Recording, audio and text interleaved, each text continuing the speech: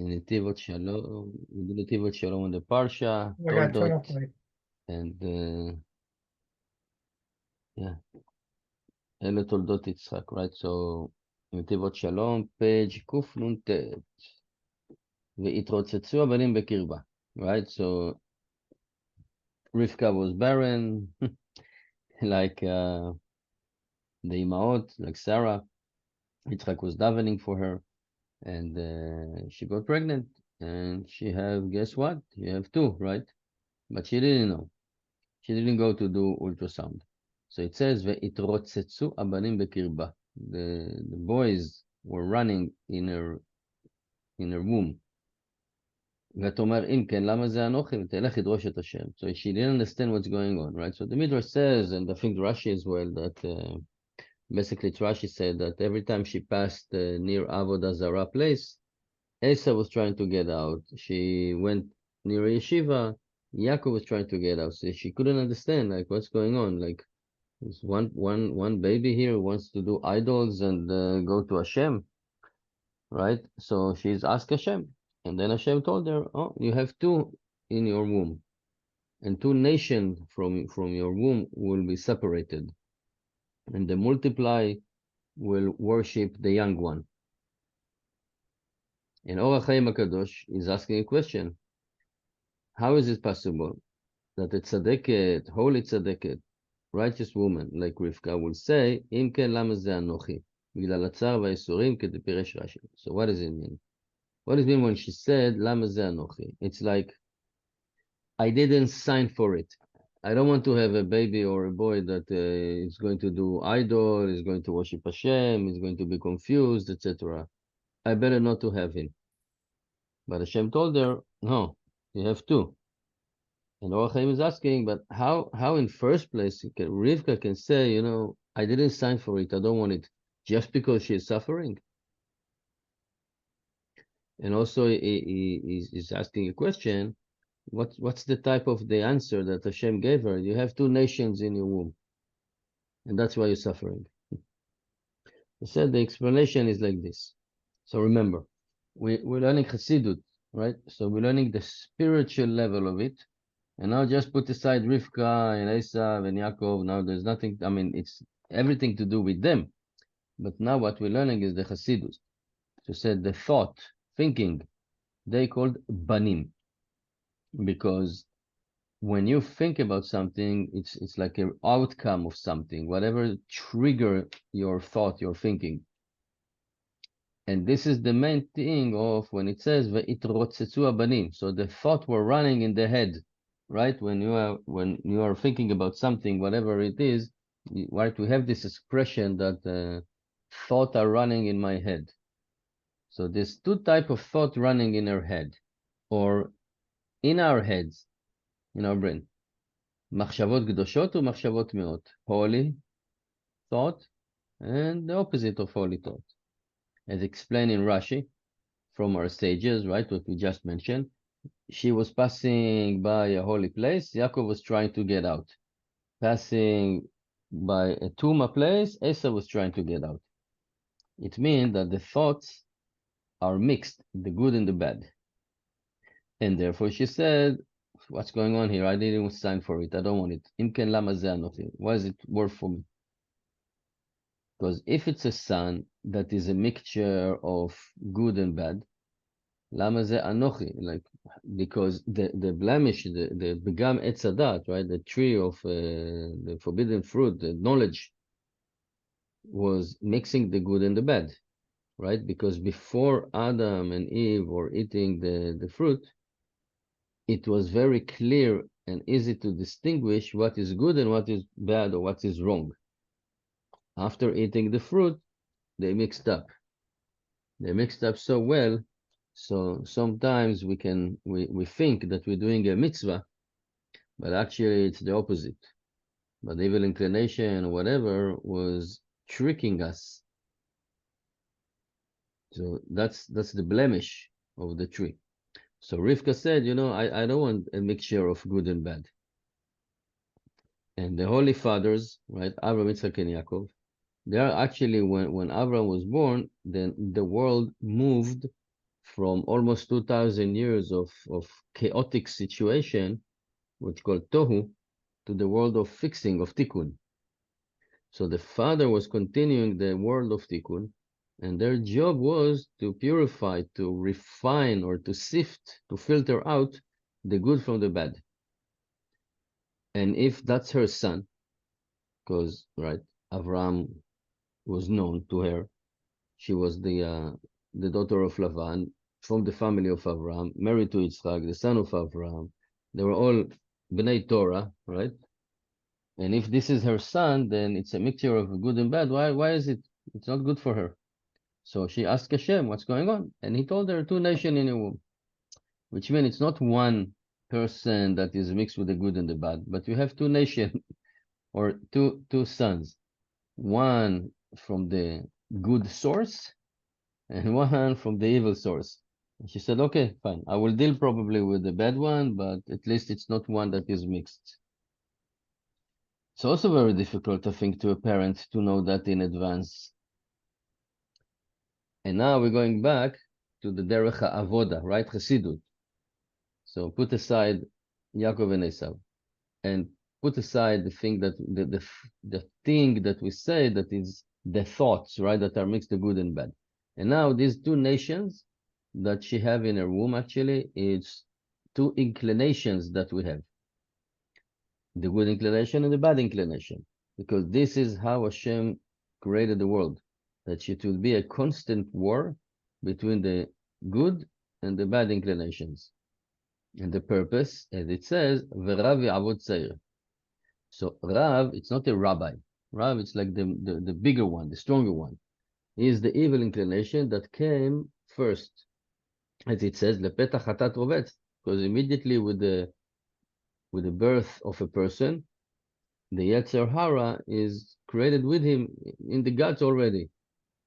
But the Yetzer Hatov nikrat Sa'ir, that is reaching out to the person only when he's 13 years old, bar mitzvah, which means, what is bar mitzvah? Ben mitzvot. Now is obligated to keep the mitzvot.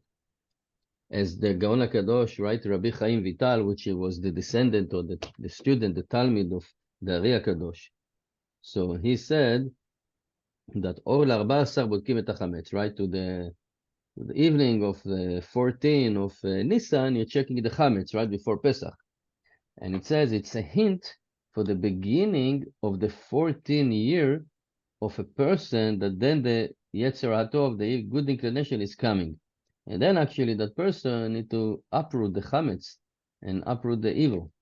And the purpose of that is V'Rav Ya'avod Tzair, which means to conquer the evil inclination, and the good inclination should rule.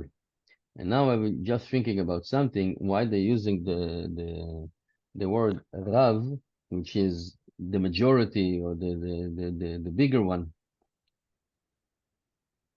In the Avoda, it doesn't mention here. I'm just adding it from what I learned.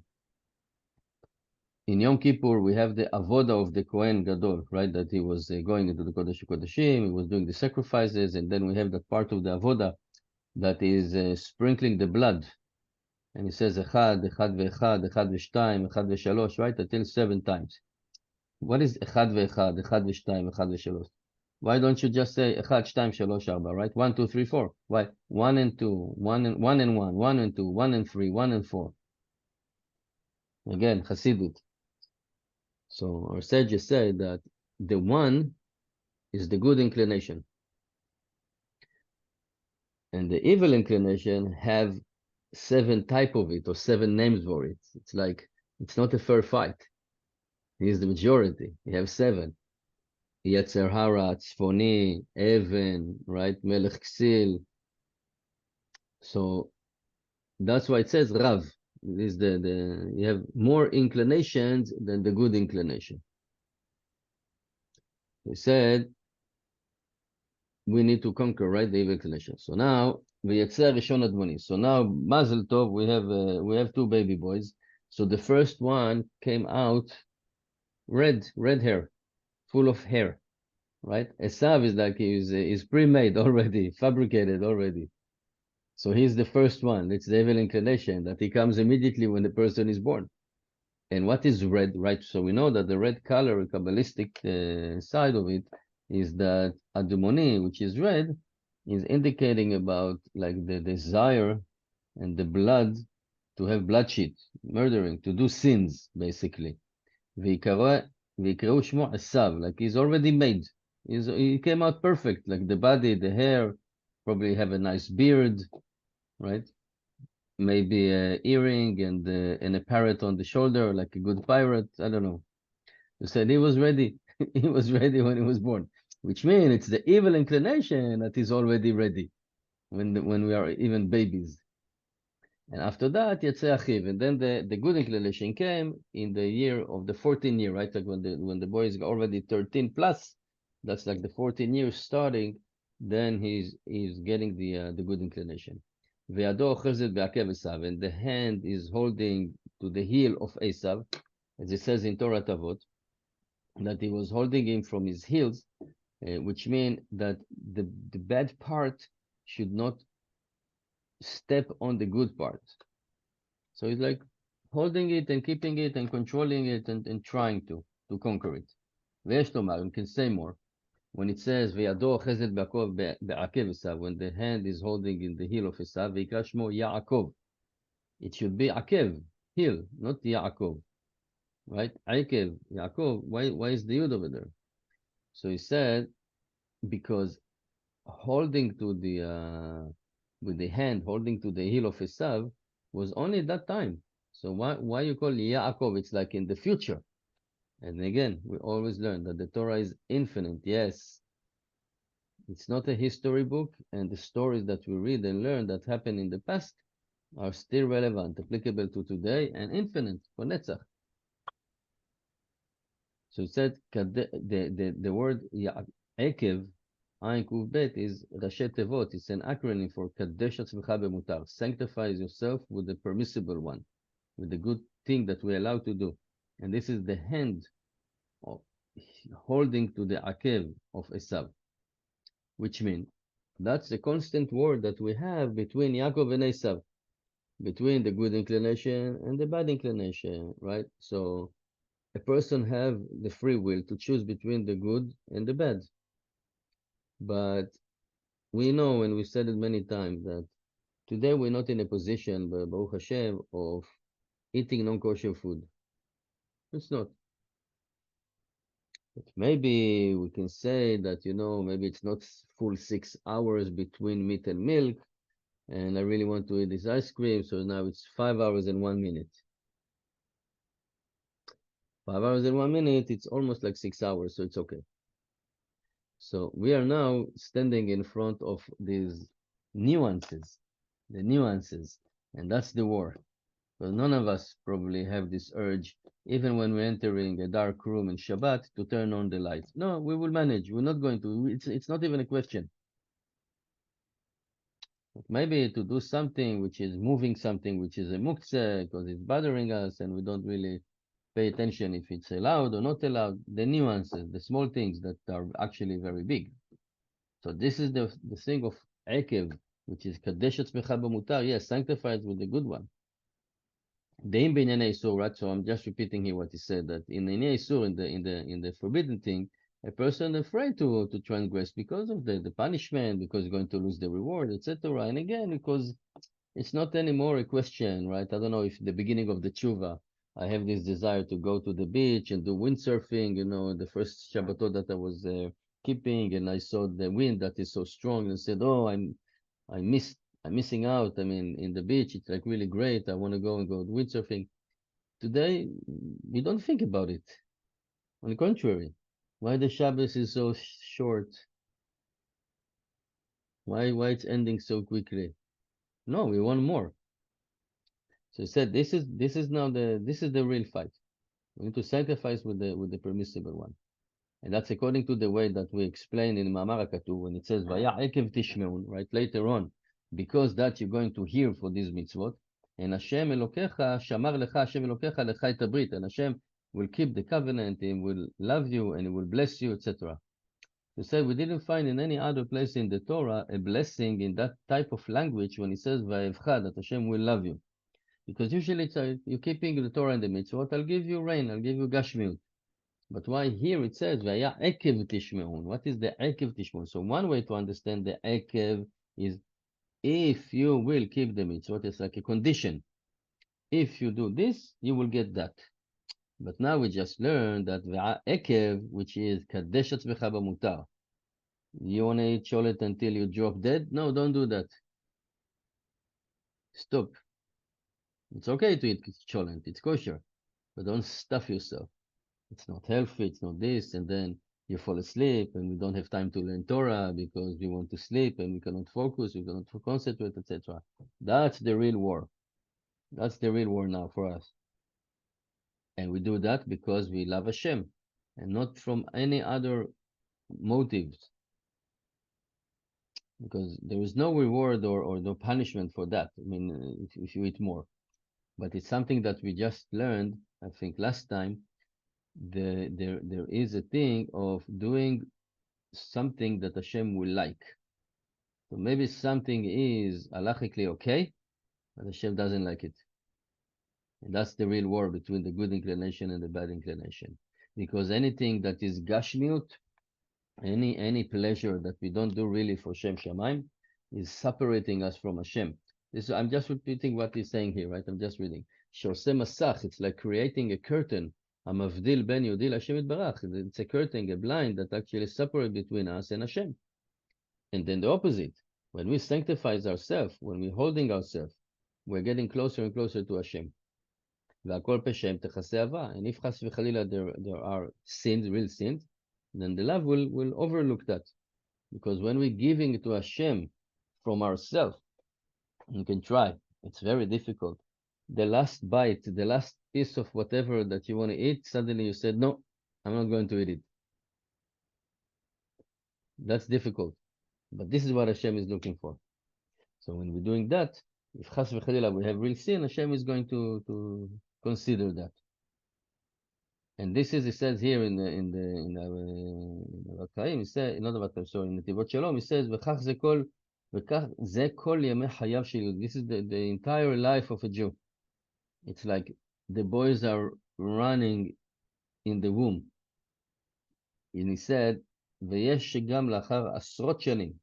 It's possible that after tens of years that we're serving Hashem, a person can stand in front of a situation of the boys are running in the guts, which means, remember, mixture of the good and the bad, and the evil inclination and the good inclination that are running, debating, fighting each other, etc. ודבר זה שובר מאוד את האדם. It said it can break a person and it causes him to be depressed because he's serving Hashem for many, many years.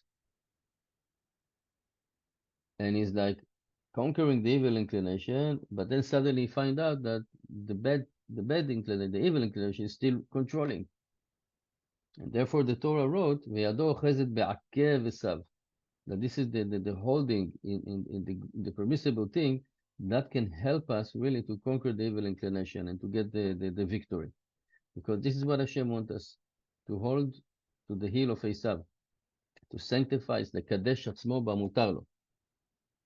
And it said in the holy books, this cheshbon, this calculation, that if a person is already have a victory and he conquered the inclination, then what's the reason for him to remain alive in this world? Like somebody come to a rabbi and said, I fixed my evil inclination, I don't have and I don't have it anymore. So the rabbi told him, okay, go save Hidui and get and say goodbye to all your friends because Hashem is going to take you any second now. That's it, you finish your job. But he said, but this is the purpose. Hashem wants us to fight all our life to conquer it. Sherav yavot tzayir. And our hand always should be in the heel of Esav. Life is like a video game. You're going from one phase to another, to another, to another, and each phase is difficult and difficult from the other one. It's a gym. It's a spiritual gym. This is why Hashem put us here, to decide, good or bad.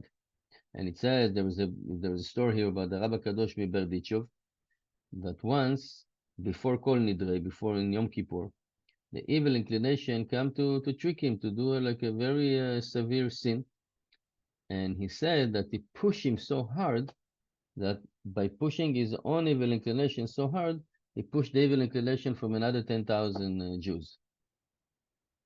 But he says, how can you really understand that such a kind of an evil inclination before Kol Nidrei Yom Kippur will be at the birdie shiver, that it will come to him?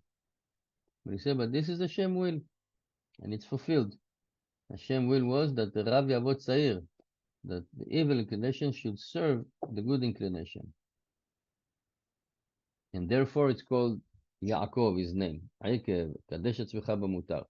And the letter of Yud at the beginning, as we said, עוד יעקב, דכתיב לא יעקב יאמר עוד שמך כי אם ישראל, כי שרית עם אלוקים ואנשים ותוכל. שגם בזה לכאורה, even in that, it seems to be, it should be called Sarael. So what is the Yud in Yaakov and Yud in Israel? So we found in Parashat Pinchas that all the family names, Hashem always add a Yud. There is a Yud always somewhere. Kati, Merari, right? Huloni, etc. And Rashi explained that Hashem put his name on them to testify that they are holy. So Yud, right? Zo she'amar David, shiftei ka, the Yud K. It's Adut L'Israel, testimonial. It's testimony for Israel. That Hashem put his seal, like a stamp, in the name of Hashem, which is the Yud, to testify. And this is the same way, the Yud in the name of Yaakov, and the Yud in the name Israel. That Hashem put his name or his stamp on the Kadesh Atzmecha B'mutar, sanctify yourself with the permissible one. And that's why his name is Yaakov. And this is infinite, and this is the purpose, this is the target, and our purpose in this world, to sanctify us with the permissible one, and to conquer the evil inclination. And how we do that? We do small steps. We don't eat the food entirely. We, I don't know, whatever we do, and we give it to Hashem. Something that we want to do, we step ourselves. I think I told you that there was something called Ta'anit Ra'avad. Ta'anit is like fasting. So Ta'anit Ra'avad, I don't remember exactly the acronym, but it said like, you leave, I think, like a third of the food that you took for yourself in the plate, you leave it, you don't eat it. So Rabbi Baruch Rosenblum saw once in a wedding, a guy carrying like 3 plates, piles with food, like for 50 people. And he asked him, wow, you're bringing it to the entire table? I said, no. I'm doing Ta'anit Ra'avad, like he's going to leave one third of the food. That's another chokhmah, right? It's the food that you really want to eat, then you leave 1/3 of it. Don't take half a ton of food and leave 1 pound. Thank you for listening. And I don't know if we're going to learn tomorrow or Thursday. I know Thursday is Thanksgiving, so have a happy Thanksgiving.